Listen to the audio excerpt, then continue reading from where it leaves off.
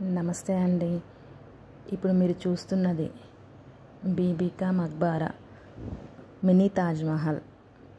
తాజ్మహల్ని పోలి ఉంటుంది కానీ తాజ్మహల్ కాదు. ఇది మహారాష్ట్రలోని ఔరంగాబాద్లో ఉన్నటువంటి ఒక చారిత్రక కట్టడము లేదా ఒక సమాధి అని కూడా చెప్పొచ్చు.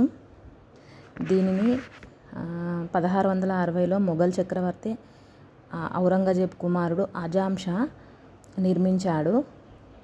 ఎందుకోసమంటే ఔరంగజేబ్ భార్య అకాల మరణం చెందిన తర్వాత ఔరంగజేబ్ కుమారుడు ఔరంగజేబు దాన్ని తట్టుకోలేకపోయారు. తన తల్లి కోసం ఆజం షా ఏదైనా ఒకటి చేయాలనుకున్నాడు. అందుకోసం అని చెప్పి దీనినైతే నిర్మించారు. తన తల్లి దిల్రాస్ బాను బేగం జ్ఞాపకార్థం అయితే దీన్ని నిర్మించారు. ఇది తాజ్మహల్ లాగానే ఉంటుంది కానీ తాజ్మహల్ కాదండి. తాజ్మహల్లా ఉంటుంది కాబట్టి దీన్ని మినీ తాజ్మహల్ అని అంటారు.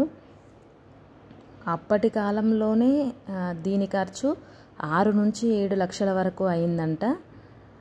చూడ్డానికైతే బాగుంది కట్టడము.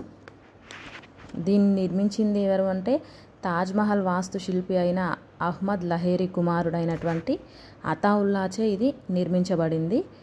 చూడండి, లోపల వ్యూ అనేటువంటిది ఈ విధంగా ఉంటుంది.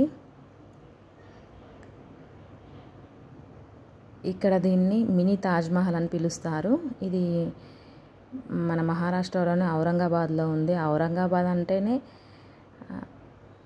చాలా ఫేమస్, అందులో ఇది ఒకటి. దీనిని దక్కన్ తాజ్ అని కూడా పిలుస్తారు.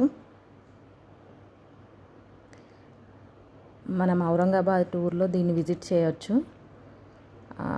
ఔరంగాబాద్ నుంచి 3 కిలోమీటర్స్ దూరంలో అట్లా వస్తుంది. ఇది వెహికల్స్ ఉంటాయి, దాని ద్వారా వెళ్ళొచ్చు. నచ్చితే లైక్ చేయండి.